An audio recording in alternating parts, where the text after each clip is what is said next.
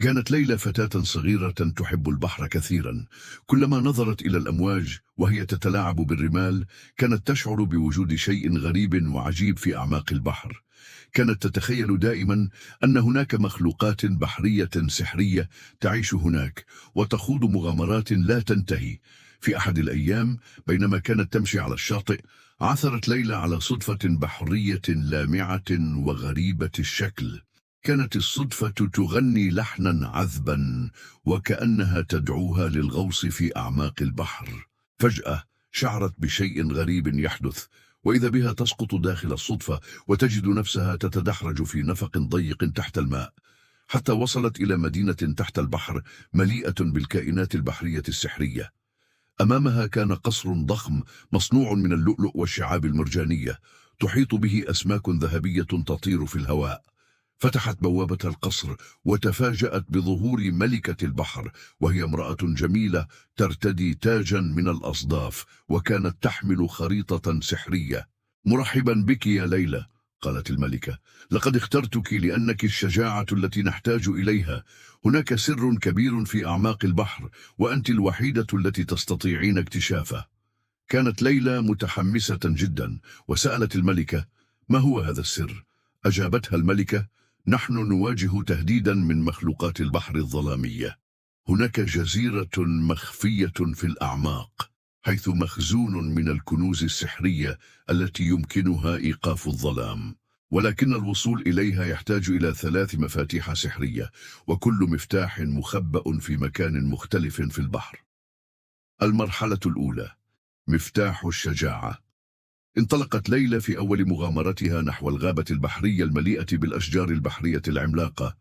كانت تحتاج إلى شجاعة كبيرة لعبور الغابة، حيث كانت هناك مخلوقات بحرية ضخمة تختبئ بين الأشجار. لكن ليلى لم تخاف، بل استخدمت ذكاءها وابتكرت خطة لتسير بأمان عبر الغابة حتى وصلت إلى القلادة السحرية المخبأة في قاع البحر. المرحلة الثانية: مفتاح الحكمة. في المرحلة التالية كان على ليلى الغوص إلى كهف المرجان العميق. كان الكهف مظلما جدا وكانت الصخور حادة، ولكنها لم تستسلم.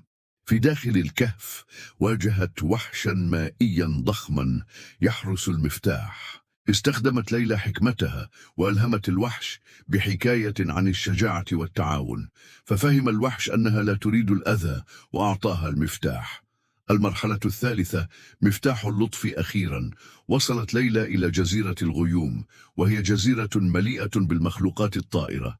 هنا كانت المهمة الأكثر صعوبة، لأنها كانت تحتاج إلى إظهار اللطف تجاه كل المخلوقات التي تعيش في الجزيرة، بما في ذلك طائر غريب كان يعتقد أنه لا أحد يحب مساعدته. لكن ليلى قدمت له مساعدتها وأظهرت له كيف يمكنهم جميعا العمل معا. ردا على لطفها منحها الطائر المفتاح الأخير، وبعد أن جمعت المفاتيح الثلاثة قادت ليلى السفينة السحرية إلى الجزيرة المفقودة، حيث واجهت تحديا أخيرا، وهو مواجهة قوة الظلام التي كانت تحاول تغطي البحر. ولكن باستخدام المفاتيح السحرية استطاعت ليلى إيقاف الظلام وإعادة النور إلى البحر.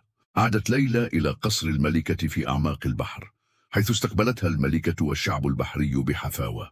كانت ليلى قد أصبحت بطلا حقيقيا في البحر السحري. وعادت ليلى إلى شاطئ البحر، حيث بدأت مغامرتها حاملة في قلبها قصة مغامرة لا تنسى، وتعلمت أن الشجاعة والحكمة واللطف هي مفاتيح لحل أكبر التحديات. العبرة من القصة: الشجاعة، الحكمة واللطف لا تفتح فقط الأبواب السحرية، بل أيضا تساعدنا في التغلب على أي تحد يواجهنا في الحياة.